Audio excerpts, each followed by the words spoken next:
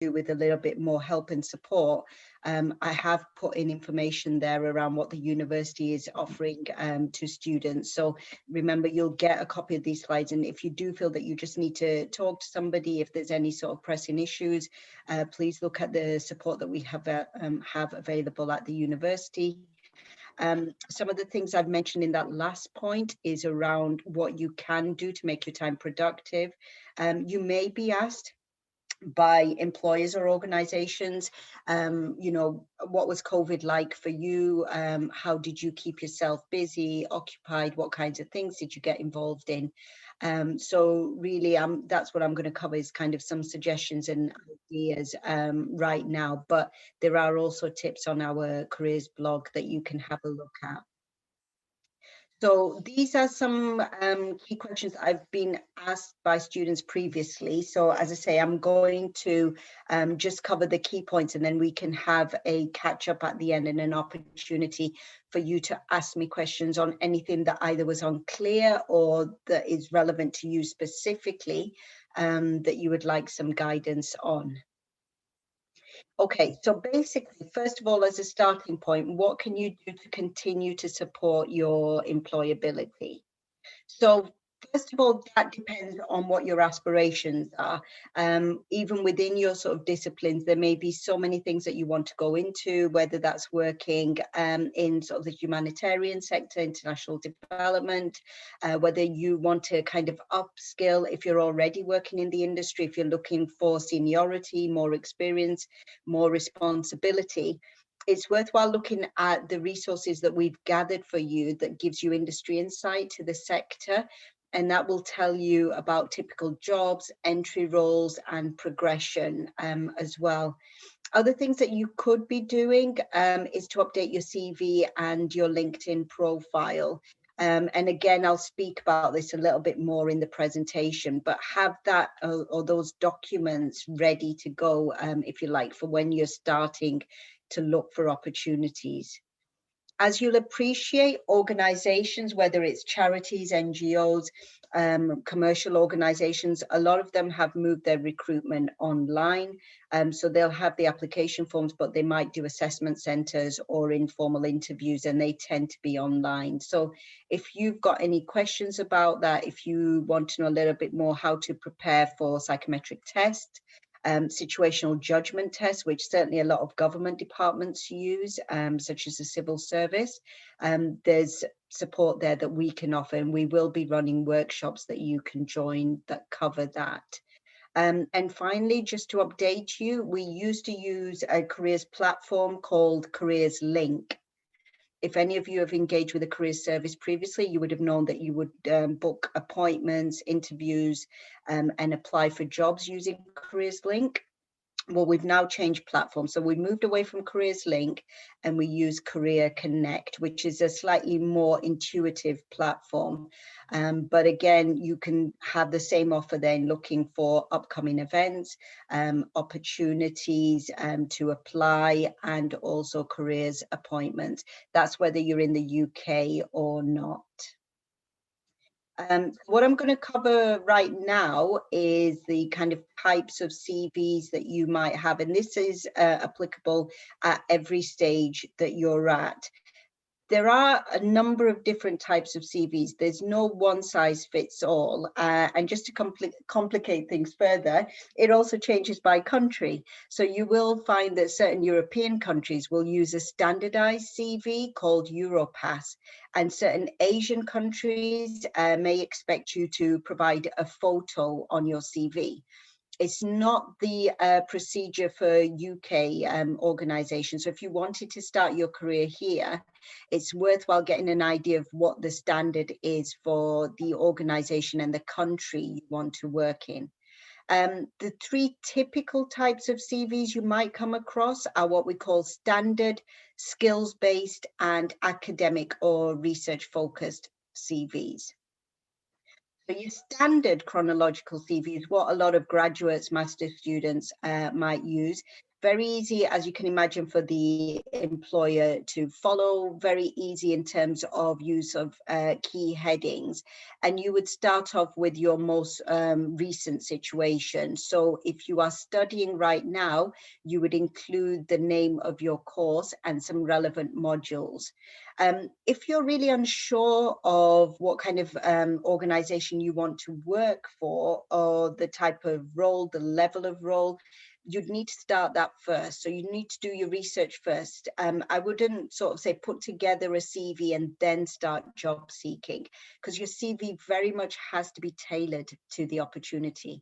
A lot of employers will discount CVs very, very early on if it seems like they're too generic, if they've not been tailored, even in some cases, if you've not thought about what skills and attributes they're looking for and experiences that they're looking for, and you have a standard CV where you might just be cutting and pasting.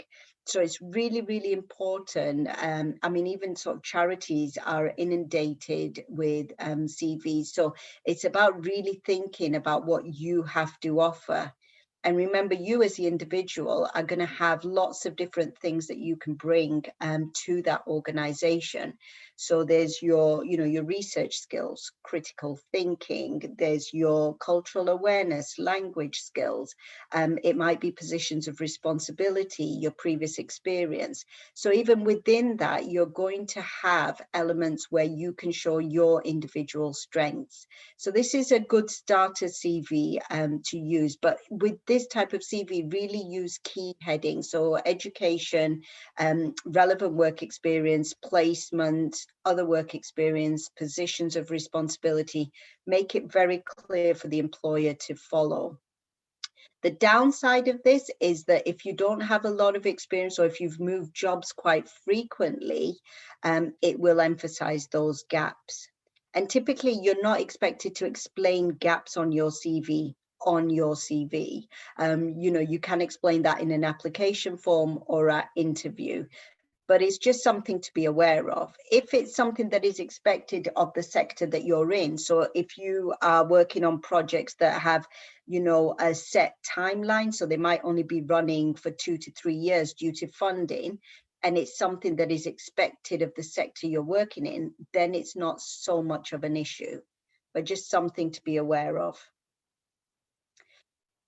Skills-based CVs are useful if you don't have as much experience, or if your work experience is pulled from lots of different themes.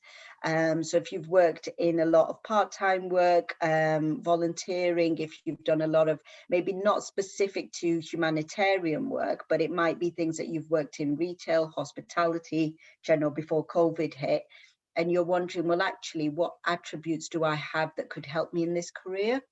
So then a skills-based CV is useful because you're demonstrating your potential. So for a skills-based CV, you want to talk about how you've worked in fast-paced environments, worked under pressure, developed resilience, ability to work with people from all different backgrounds, excellent time management and planning skills. So that's what they're expecting, is your potential and your self-awareness of attributes that you have to offer. So within that, think about whether, if you feel you don't have as much experience, can you refer to projects and other experiences that you can bring in to this? And as it says under cons, this one does require a little bit more thought in terms of really matching to what that employer is looking for. So if you feel that this is the one you want to use, you might want to contact careers just for a little bit more guidance about this.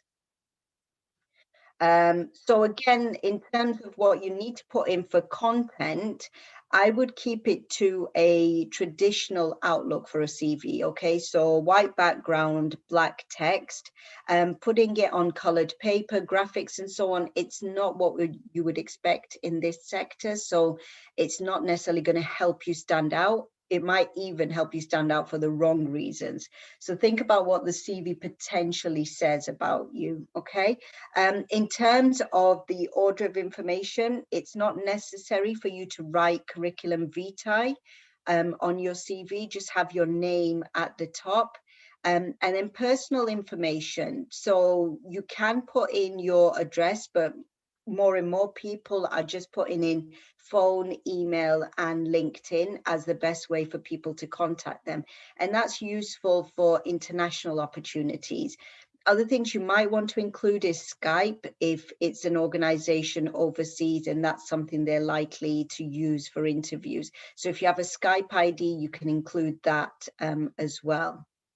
And then we have personal profile. So your personal profile is more like an objective that you can put on your CV. And this is useful if you are changing careers, if you are looking for seniority and progression, or if you have basically got a lot of experience and you really want to personalize the opportunity. So your profile is how you sum up, is what we would call your verbal pitch. It's something that you should be able to sum up in 2 to 4 sentences, okay? So this is what I'm studying. I've worked X number of years across these sectors, developing these key skills, and I'm now seeking to progress into. And so you can either use the job title to tailor it or the sector if you're making speculative approaches where the organization isn't actively recruiting for an opportunity. So that's something to consider. And then depends where you are currently. So if you are working and studying, you could start with your work experience, especially if you've been in that role and it's relevant to what you want to do as a career. So you could start with your employment history. If you are an undergrad or a master's student and that's the main focus of your time, start with education first. And as I say, think about what you want to show to the employer. So for example, if you're looking for a research opportunity, project management, then talk about critical thinking, talk about your projects, your dissertation, any literature reviews, anything like that that you've been involved in. And then separate out your work experience, okay? So then it would be relevant, and it could be things like relevant aid experience, humanitarian experience, funding and development experience. So use keywords to draw the employer's eye, okay? And then it would be other work experience. And then underneath that, you can put positions of responsibility, achievements. So things like awards, scholarships, poster competitions, if you're thinking of an academic track, funding, those kinds of things. And then activities and interests. So your CV should be aimed for about 2 pages. Okay. If you're looking for part-time work to supplement your studies, then it should be 1 page.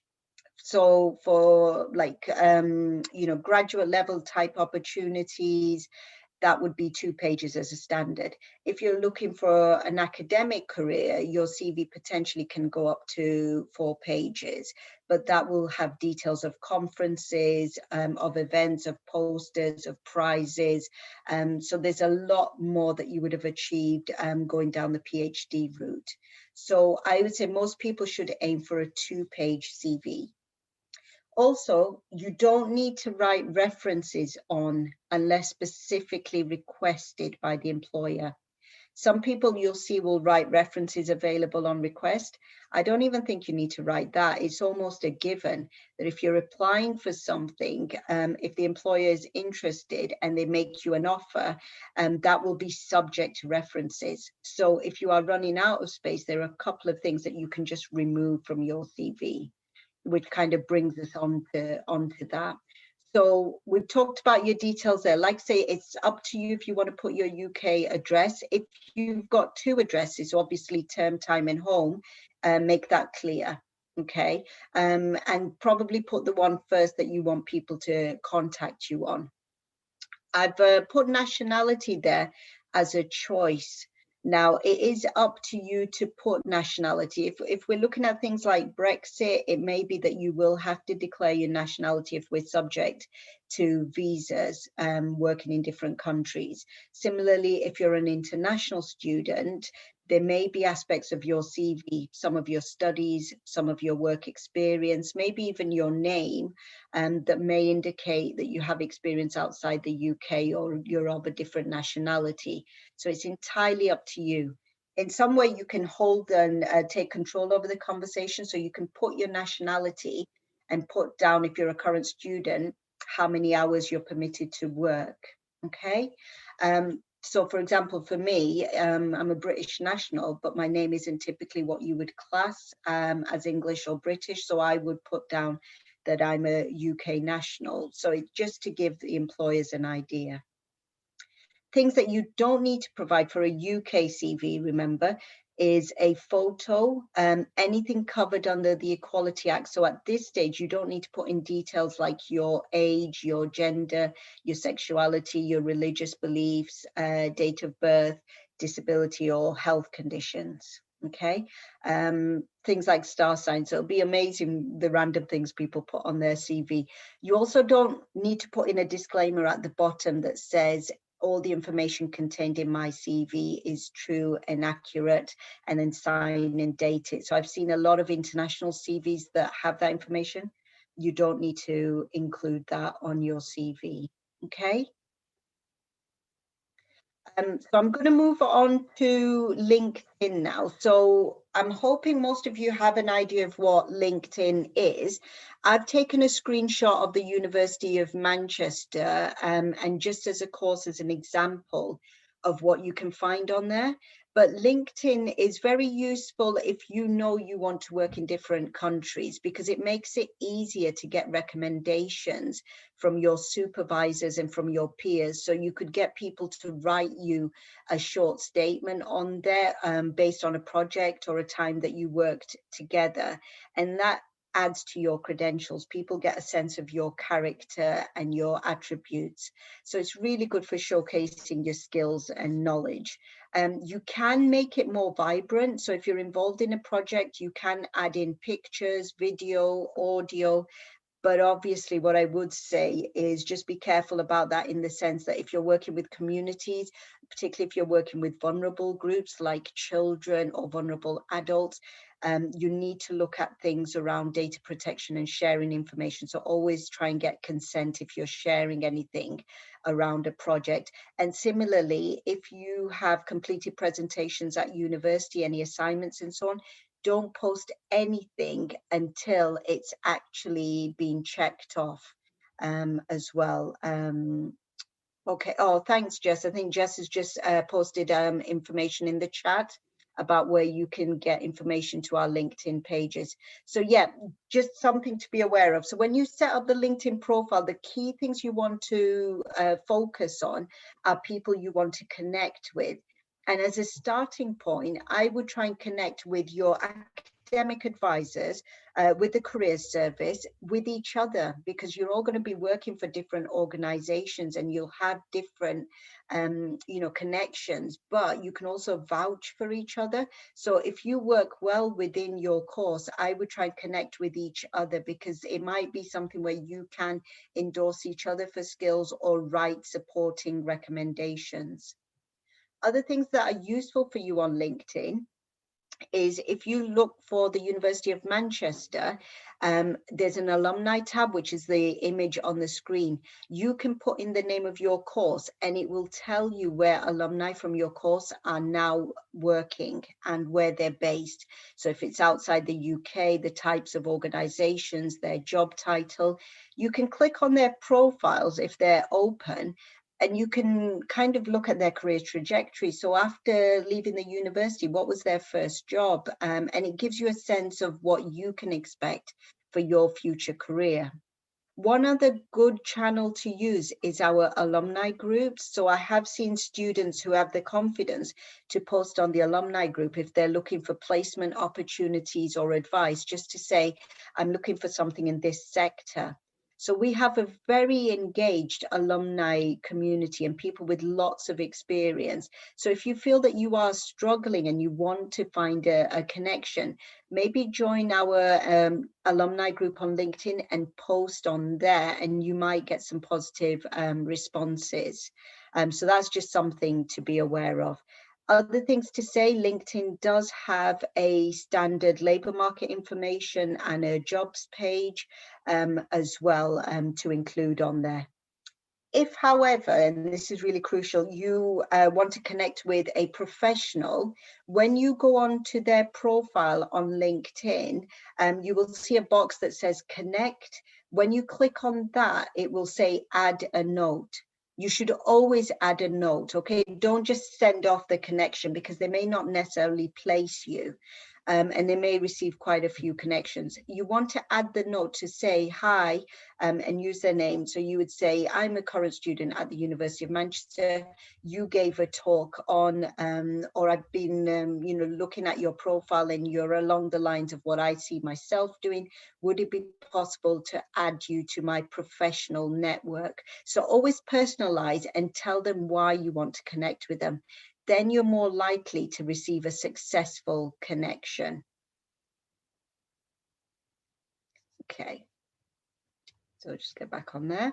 If you're outside of the UK, I'm going to give you sort of resources of where you can look for opportunities. So again, on our website, and I think Jess will probably be posting these in the chat. If you look under the international pages, there's information about working in the UK, and there's also information about working overseas. And within that, if you're an international student and you're due to graduate this year, so this summer, there is information on the new graduate visa. So just something to be aware of there. If you're wanting to look for opportunities, again, LinkedIn, Career Connect, we also have opportunities from abroad. We also have information on typical employers. If you want to know specifically, because this area of work is not sort of oven-ready graduate schemes for a lot of organizations. So the ones that I've been able to find, I've posted for you. So you can have a look through there, and you will see that they're arranged. So you've got the United Nations, you've got economist programs, the civil service, and think tank opportunities as well. And again, general websites in terms of if you want inspiration of who the bigger organizations are, obviously you're going to be well aware of them, but also where the typical job sites are as well. So there's information there that hopefully will give you an idea of where you can start with your job search as well. And then that will help you to tailor your CV. I'm sorry, Tahira, just to add as well, we have got our own LinkedIn page for HCRI if you're not already on it, and often we share a lot of job opportunities on there. So quite a few of our alumni get in touch about internships at their places of work, and kind of ad hoc. So we don't email them all around, but we do tend to reshare them on our LinkedIn page. So we kind of target jobs specifically, yeah. So and that's the thing in terms of finding where the opportunities are, because this area of work is not necessarily neat that you're doing this, so you're definitely going to go and work there. So thanks for that, Jess. And hopefully that will all be sent out together in the slides as well, that you can follow those recommended groups as well. I don't know, I heard a bleep. I don't know if there's another question in the chat or something that's come through. So I think Jess has just put the information on there as well in the chat. Again, thinking about contacts while you're away from campus, so just cover that. That gives you a sense of the size of the alumni community. And as I say, it's a very engaged community as well. So these are groups that you can sort of follow and be inspired by, you know, and also just review people's career trajectories as well. Again, if you want to get visa advice, and this is more, I'm thinking of international students. If you're looking, say you're a British national, EU national, or you want to work in the EU, please look at the Foreign Office pages as well. Once, obviously, hopefully the pandemic's over and countries are up to opening up again, just look at the latest travel guidance. So other advice about where you can find opportunities. Obviously, I've mentioned Career Connect. We have a lot of webinars on there from employers. So if you wanted to look at corporate opportunities, I think employers are really kind of getting to grips at the fact that students are interested in inclusive practices, equality, diversity. So there's a lot of initiatives, even from commercial organizations. So if that's something that appeals to you, have a look at our employer events and webinars. Other things there that we've provided, so if you're looking for something part-time, and we know things like the retail and hospitality sectors have taken quite a significant hit, the government have a very useful website of the industries currently recruiting, and that covers everything from IT, again, part-time jobs, hospitality, catering, admin. So have a look at the government website for more sort of part-time temporary jobs, as well as the information we provide. So if you want to gain virtual work experience, you know, something that you can kind of do in your own time, get a certificate for. There's organizations such as Forage and Bright Network, and all the information is on our website. So right now, if you're feeling, you know, I want to make more use of my time, I want to gain additional skills, I want to try working with other people, because it can be quite isolating as well, being on your own. And if you want to get involved in terms of like negotiating, problem solving, teamwork, do a virtual work experience or internship. That might be really useful for you. One of the ideas I've put down there as well is a COVID-19 vaccine program vaccinator. So the NHS have got a lot of paid and unpaid opportunities around the vaccine rollouts. That again is something to show that you've been really actively involved around COVID support as well, in helping communities. And for example, there may be things there around working with communities reluctant to take on the vaccine and so on. So it's about going into communities, negotiating, explaining the initiative, the benefits of it. And again, these are things that will resonate with you, because this might be the key skills and attributes you need for the work you want to aspire to go on to. So other things we have the university's own volunteering hub. Have a look on there, because they're quite good around things concerning risk assessments and health and safety. So even if you're involved in online volunteering, you should check your rights in terms of, are you going to be working on your own? What tech support is there? Will you need to be covered by insurance? What training is available to you? What are the hours of work? So they've provided lots of useful guidance for you. And I mentioned volunteering, but I don't imagine that this takes up a whole amount of your time. When I suggest volunteering, I would probably say keep it to 7 hours a week. So that can be 1 day a week or over 2 half days, okay? So I can appreciate you're all going to have different circumstances and commitments, but what I'm saying is, if you do have the time, it's worthwhile in terms of just getting involved in projects, in communities, and to give you something to talk about at interview. So yeah, so there's advice there on other things that you can get involved in. And don't forget your, you know, to receive recognition, obviously, for the work and the time you're giving up, we've got the Stellify award as well that you might want to consider. So other things you can get involved in, obviously we've talked about this time of year, getting you to plan next steps. So for those of you considering postgraduate study, there's information on the university's bursary for master's students, as well as the courses that are offered, taught and research level. And then if you're wanting to look outside of Manchester, you can use sites such as Find a Masters and Find a PhD. So there's other sites there if you're looking for master's courses. If you are a current student here and you're quite early on in your studies, you might want to look at the USIL courses, which are accredited modules.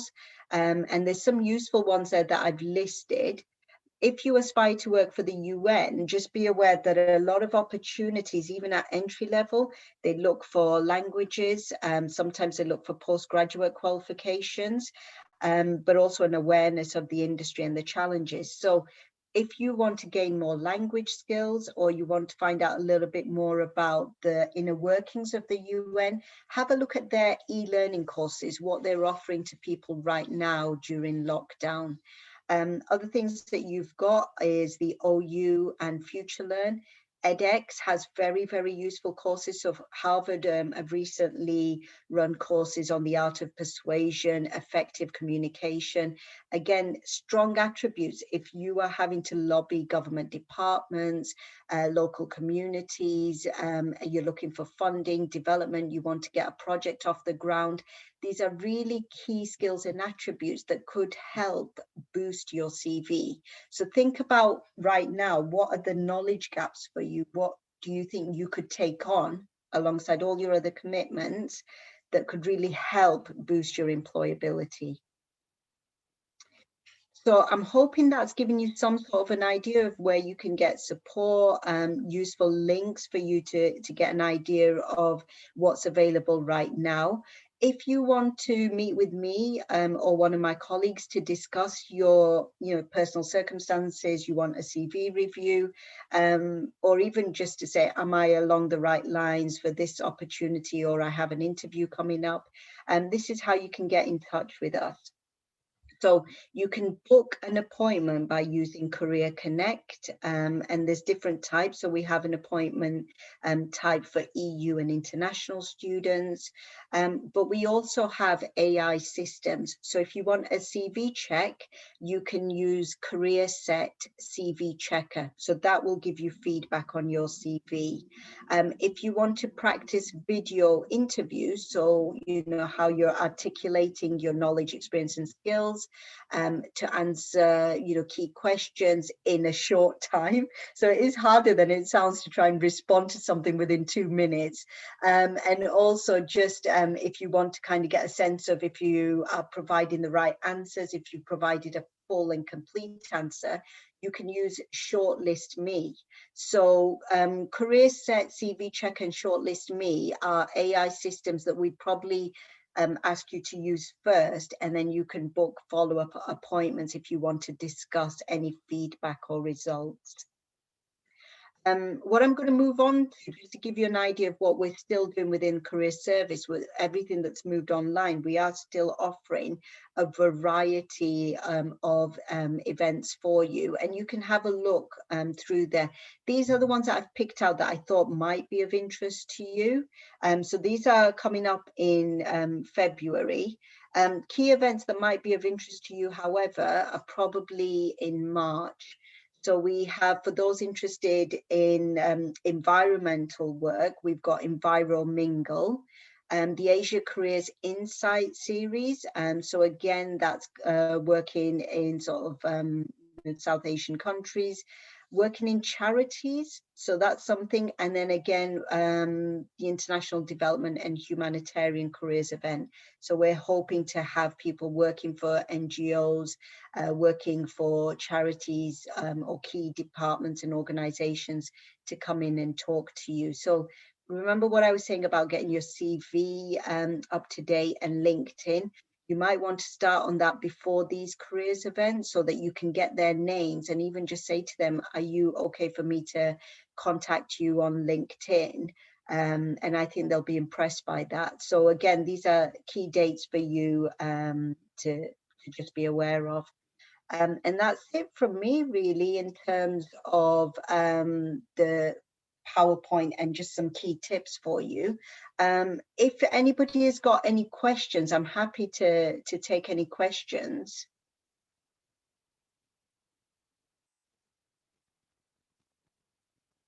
Does anybody want to kind of post or just unmute yourselves? I don't know if there's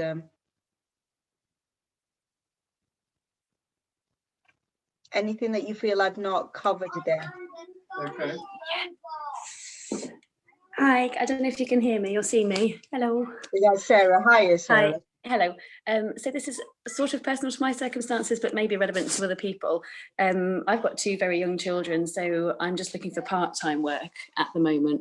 Very often I see jobs advertised as full-time. Sometimes I'll send a speculative email that would they consider part-time. Sometimes I get a reply, sometimes I don't get a reply. And I just wondered if you've got any advice as to how best and how and when we might broach that conversation about with potential employers about if they consider part-time if it's advertised as full-time.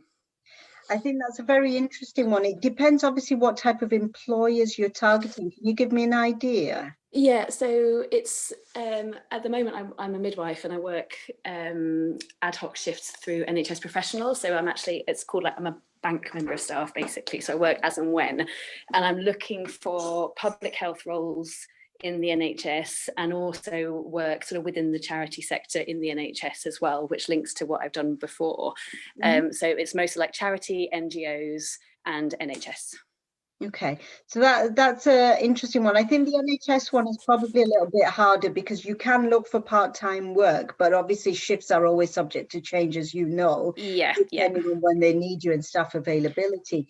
I think for NGOs, it depends where you want to work, whether that's something you want to do in the UK or overseas.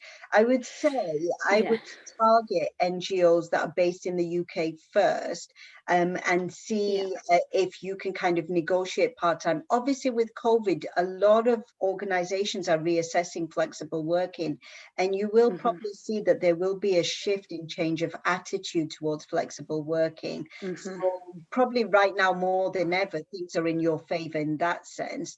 So I would look at things like Oxfam, Save the Children, British Red Cross, anybody that is doing outreach work that you can get involved in. If you want to move away from clinical and be more around public health messaging, you know, working with communities and engaging with them, then you might also want to consider consultancy because of your prior experience. That might be something where you can probably have a little bit more control about your hours and what you have to offer.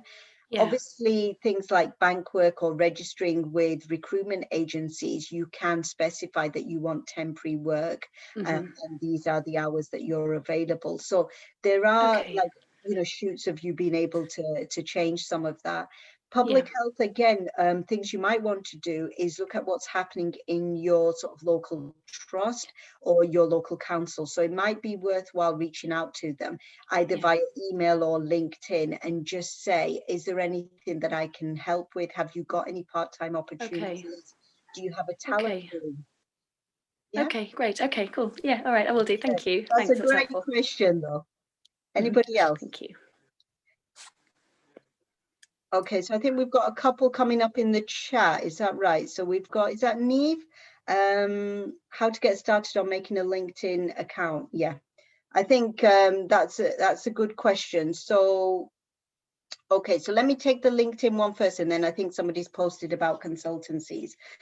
So LinkedIn, basically we run LinkedIn academies. We've got online workshops that actually walk you through the whole process. They are covered on here.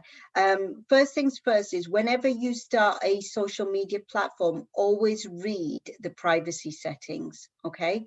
With LinkedIn, it's a professional network. The benefits of it is that it, you know, people can follow you, but people can't connect unless you want to accept them as a connection. So if you don't know somebody and they've not personalized a connection request, you're free to ignore that connection request. But I would always check the privacy settings. So you can just go on linkedin.com and have a look, and it will kind of, there's also videos that LinkedIn have produced for students about how to set up a profile. So alongside our LinkedIn Academy, they have their own videos. What you want to do is set up an initial profile, use your own name, use a photo. You're more likely to find engagement if you use a photo. And use keywords. So put in the name of your course and what you're aspiring to go on to. It's a computer algorithm. It's based on keyword searches. Then you've got different sections. It's intuitive, education. So what do you want to put for education, employment, positions of responsibility, your key skills, and then you can start following groups and people. If you go down the avenue of posting LinkedIn on your CV, please check your other social media, because for an employer, they can just put your name straight away, as you can imagine, in Google. And typically what will come up are the ones that you're more likely to use. So things like Instagram, Facebook, okay? So always check your privacy settings on there. You will have read it in instances of people, you know, coming unstuck with things they might have posted a few years back. So it's really important to be aware of that. Delete all posts if there's things that aren't relevant, old social media accounts, you know, delete them if you're no longer using them. And if you want to keep things personal and private and professional, make sure you're on top of that before you start approaching organizations. Okay, so that's LinkedIn. So we talked about, I think somebody also mentioned consultancy. So if you are a specialist in a consultancy, and I'm just going to try and share the screen with you for our website. So if you just bear with me, I'm just going to try and bring up our website. And then I'm just going to bring up the consultancy pages as well. Okay, so go back on here. So you can look at the information that we've got in terms of consultancy, and you can also look for the types of consultancy. So we've got a members list here, which is worthwhile you going on to. So it's the mca.org.uk, and you can look at the different types of members that they have on there. And the sectors as well, and the service, or what service they offer. And again, it's a good one to use for speculative approaches. So if they're not actively advertising on their website, you could just send them an email to ask about, joining as a service, or if they've got opportunities. And you can see, you can also break it down by the service you want to offer. So things around operations, project management. There's, quite a few there that you want to look at. You can also use our website to look at think tanks. So if you want to maybe work in consultancy, unless you've got quite a few years experience, it's not something you're going to go into straight away. Similarly with think tanks, although they will offer some graduate schemes, a lot of it is just researching projects. So you might want to look at our website for relevant think tanks and things like the civil service. One thing to be aware of, the civil service tends to recruit set window. It's every September to October. They open their civil service graduate fast track for 1 month, which is mid-September to mid-October, okay? But the civil service is a very detailed recruitment process. So you will be asked to do things like situational judgment tests. So I would always say check in with careers just to help you prepare for any of those things. Tahira, just on that, a couple of things actually from our side. So we often find that our students get into different roles through networking, which can be partly down to luck if you know someone and then they happen to have an opportunity that comes up a few months later. But actually, definitely speak to our alumni, speak to your friends even, because a lot of roles come up through who you know sometimes, which can be difficult if you feel like you maybe don't know the right people, but also you can help yourself. I'm going to send a link as well in the chat, which you might already have seen. We pulled a bit of a playlist together on YouTube for Careers Day to Day, and there are alumni, different individuals from organisations, speaking about their roles, what they do in their jobs, but also most of them we spoke to personally, and they're really friendly and have said they're happy to talk to anybody, our current students or anybody who wants to know more. So things like that, you can ask us for their email if you want to. Email them or find them on LinkedIn, and they're really happy to talk with you in more detail as well. And then just on the civil service thing, I actually did the civil service grad scheme a couple of years ago. So if you are thinking of applying for that, I'm happy to help and chat to you as well a bit more about the process. And it is long, but I'm sure manageable.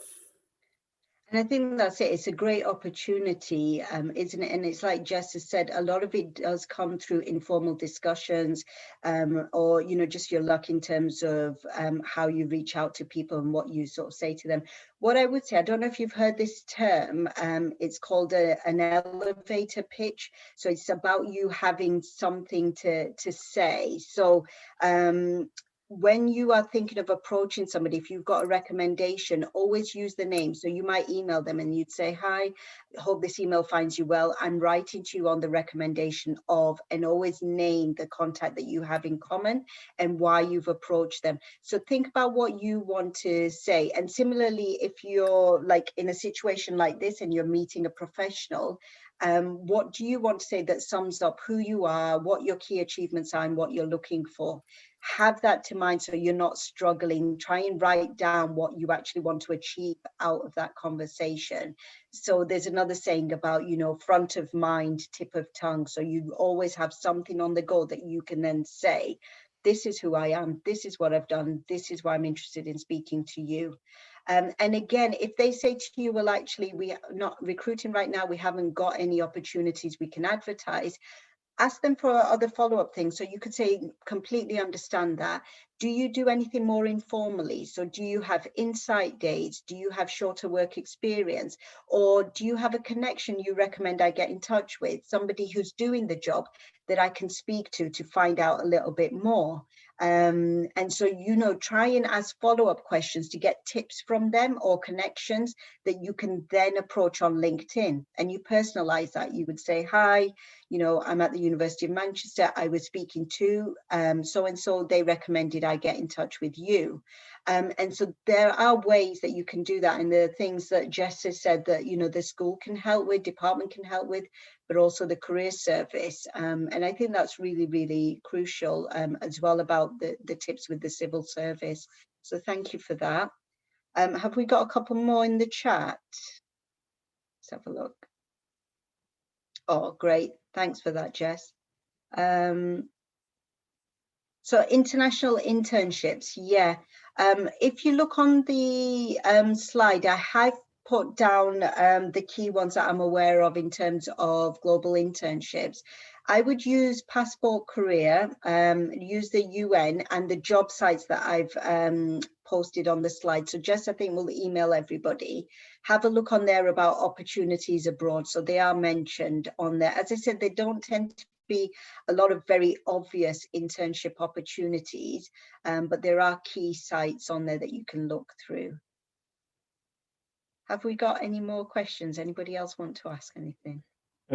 Yeah, that's right. I'm kind of stuck in a country that I don't speak the language of at the moment, and I'm trying to find a way to get out, but I can't really work. Yeah. So have you got any recommendations for like finding work online in global health specifically? I know it's not exactly an easy career to work in online. You can have to be present. So yeah, just any advice there? Yeah, what I would say is, are you okay to say which country you're in? I'm in France at the moment. Right, okay. So what I would do is look at which countries are operating in France that are in this arena. So NGOs and charities, and in particular British ones. So we may have a presence there. You might also want to look at government departments. So anything that we're looking at coordinated approaches, certainly around COVID, if we're looking at agreements with our EU partners about vaccines, sharing out health programs and so on, I would look at that. I do think language skills are crucial. So look at things like BBC Languages, Bite Size, Duolingo, anything that can help you pick up the basics that might be useful for you. But definitely, I would even go on you know, like our equivalent, say if you were looking for a job in Manchester, you'd go manchester.gov.uk, or you would go on the national website like Public Health England, try and see what the equivalent is, the French equivalent, Google Translate if you can't get anybody else to assist you, and try and get a key email and just email them in English and say, this is my background, this is what I can help with. Because they may even have things like expats or, you know, immigrant communities that can at least speak English, if not French. So there may be projects that you can get involved in. Yeah. Yeah, sure. Yeah. Yeah, I hadn't thought about that. I've been trying to just hop borders basically, but yeah. Oh, I've got my carte séjour as well, so I'm actually a resident now. But definitely learning the language is the next step, I guess. Yeah, but I think if you start in informally where you might be able to assist, so you might say, well, actually, if you need me to speak to anybody in English, if there's anything I can do online, because they may have things that they require assistance with, just show willing, and then, you know, you get that LinkedIn connection, you get them to write you a recommendation. And then you could just say, is there anybody in your organization that, you know, is working in another country, say if you want to work elsewhere, or somebody that you could put me in touch with. So I would do it that way, you know, just picking up on Jess's point about let people know what you're looking for. And you'll find that people are really willing to help. Brilliant, thanks. Yeah. Oh, and our alumni page. Go on LinkedIn alumni for alumni that are in France in this area as well. And the page Jess mentioned as well. Because if you're, if you're overseas, it can be even more isolating than everybody that's here that might have family and friends to call on. Do we have another question? Anybody else that wants to ask anything else?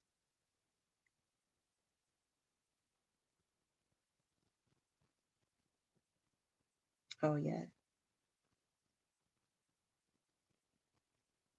Yeah, that's a great question about how important are languages for you and who opportunities, especially if you're working in countries that don't require the key languages.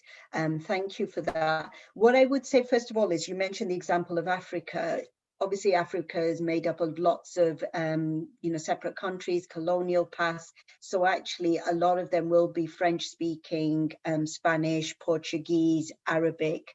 So it is useful. The UN does ask you to speak English, but also have one other language at least. And they have set languages. So it will be Mandarin, Russian, Arabic, French, Spanish. So if you're looking at the global populations, those are, it's not a exhaustive list, it's listed on the UN website, but they would expect you to have some of those languages. So I would definitely say, depending on your studies, have a look at the language resources just to enhance them. But anything around Russian, Mandarin, Arabic, French, Spanish, I think would probably put you in good stead for a lot of countries, whether it's African, South America, North America, EU as well. Those would be useful countries, Middle East as well. Again, thank you for your follow-up question. In terms of formal study, that will be set out in by the organization and by the job role.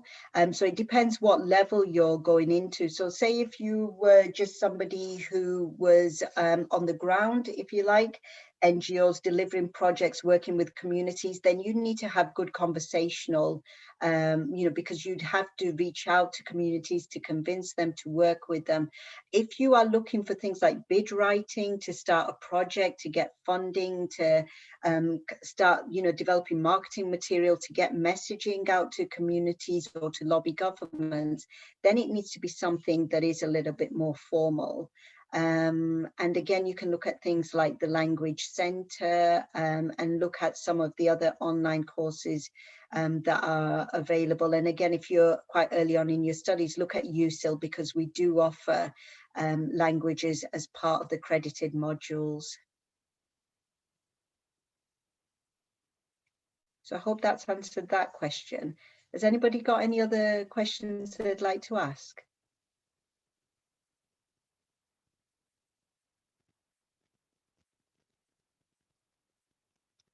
Okay, do you mean, can I put the links to the language courses that we've talked about? Yeah.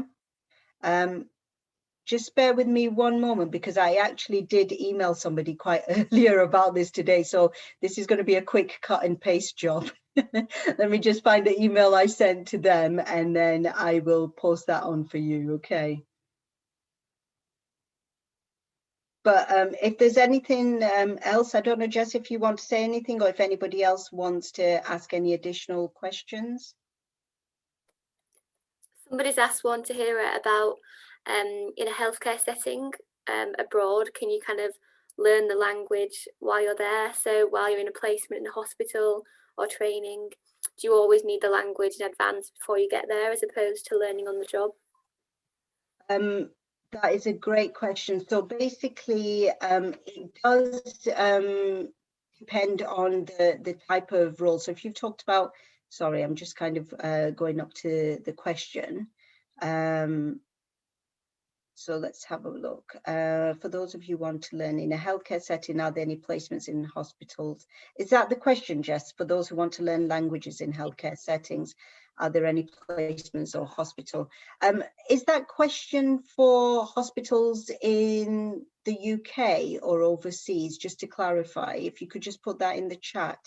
Is it for overseas? Sorry, brilliant. Okay, yeah, I think if you're looking for overseas, you know what I would do is I would try and see if that hospital has a Facebook page, if they have a LinkedIn page, and I would try and connect with them, because if they've got staff working there, they may be able to advise. You can also email them about what they do in terms of support for staff training. So for example, if we have NHS workers coming from overseas, there will be an expectation that their English has to be at a certain level.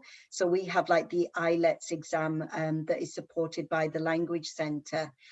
So what I would do is I would approach the organisation themselves first, maybe even email the HR and the personnel or resources team to say what support is there for overseas workers, or can you tell me what the language requirements are? So if it's not in the ad, or you're making a speculative approach, contact them first. Otherwise, go on social media, look at their Facebook pages, post on there. LinkedIn, if they've got a group, post on there. You won't be the first person that is interested in finding that out, but the fact that you've posted it will help you and other people. So it's always worthwhile doing. What else have we got? Anybody else, other questions, anything else that you want to talk about in terms of your own aspirations, your own ideas or situation?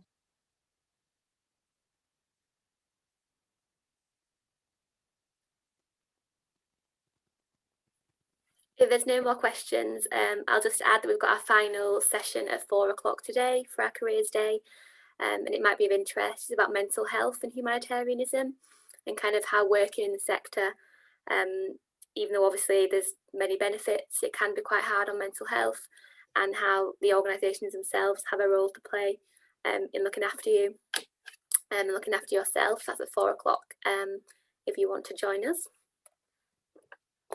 Oh, that sounds really good. I also want to say thank you to everybody that's just put a message in the chat as well. It's been lovely to talk to you. And as I say, you know, there are things where you can connect with us on LinkedIn. So connect with me, connect with my careers colleagues, anything that we can kind of put on there as well. Sorry, I'm just looking.